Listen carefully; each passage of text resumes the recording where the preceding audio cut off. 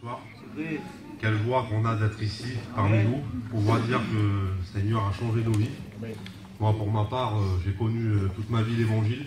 Mon père était serviteur de Dieu, missionnaire, donc j'ai passé toute ma vie dans les pays de l'Est, en train d'évangéliser le peuple manouche, là-bas qu'il y avait. Donc toute notre vie, on était dans la mission, quoi.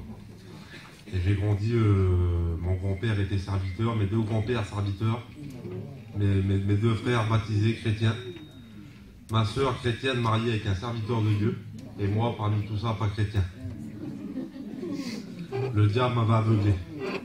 Je remettais toujours à plus tard. Je savais que c'était la vérité, les choses de Dieu. Mais je disais plus tard, quand je vivais un peu, quand je serai marié, je serai chrétien. Et les années, ils ont passé comme ça. Et plus que je refusais l'appel de Dieu, plus que j'étais dur, je venais pas à la Réunion. On était dans l'émission pendant 3 mois avec ma femme, là, l'été, avec des jeunes. Pendant 3 mois, j'allais 2 fois peut-être à la Réunion. J'allais plus à la Réunion. Il y a 3 ans, ça va faire 4 ans cette année, là, je suis parti avec un groupe de jeunes. Quelle beauté, Seigneur. Les choses de Dieu, il n'y a pas plus beau. C'est les plans de Dieu, c'est comme ça. On est parti en mission et c'était la fin de l'été.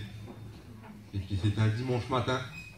Tous les jeunes foyers s'avaient rassemblés le matin de bonne heure avant le culte et ils chantaient des cantiques. Et ils passaient vers les caravanes, tous les auvents des caravanes, ils passaient et ils chantaient. Et ils ont passé chez moi ce jour-là. Et comme ils ont passé chez moi, sous mon store, là, j'ai ressenti la présence de Dieu. J'ai dit, Seigneur, quelle beauté. Amen. Je n'étais pas ignorant, je savais que c'était la vérité. Mais j'étais aveuglé par l'ennemi. Parce que quand j'étais dans le monde, je n'étais pas un saint. J'avais des passions, puis comme on est jeune, comme on est dans le monde, on fait tout ce qu'il y a à faire, quoi. Et là, ce dimanche-là, les frères, ils ont chanté chez moi, c'était une merveille. Il y a un jeune serviteur, il a ouvert la porte de ma caravane. Il a dit, Luigi, je peux entrer? Je lui ai dit, rentre, mon frère. Il est rentré chez moi. Il m'a posé une simple question. Il m'a dit, Luigi, tu connais les choses de Dieu, tu as grandi là-dedans. Tu préfères quoi? Dis-moi, tu préfères la vie du monde ou la vie de Dieu, toi? Tu préfères quoi? Je te comprends pas. Et j'ai réfléchi 5 minutes comme ça. J'ai dit, je préfère les choses de Dieu. C'est tout simple, hein. Ça a fait le déclic dans ma vie. Il m'a dit, si tu préfères les choses de Dieu, c'est simple.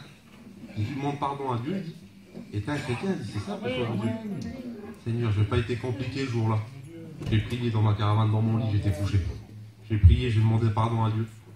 Le Seigneur, il a changé ma vie. Courageux. Aujourd'hui, je suis un chrétien. Je vais avec mon foyer. Je travaille pour le Seigneur. Ça fait presque 3 mois qu'on est en tournée d'église, là. La plus belle chose qu'il y a, c'est d'appartenir à Dieu. Amen. Et je parle aussi pour les jeunes qui sont là. Travailler pour le Seigneur. C'est la plus belle des choses pour le foyer, pour qu'il grandisse dans les choses de Dieu. Moi, mon foyer, en ce moment, là, je suis ébloui dans les choses de Dieu. C'est la première fois que je suis comme ça.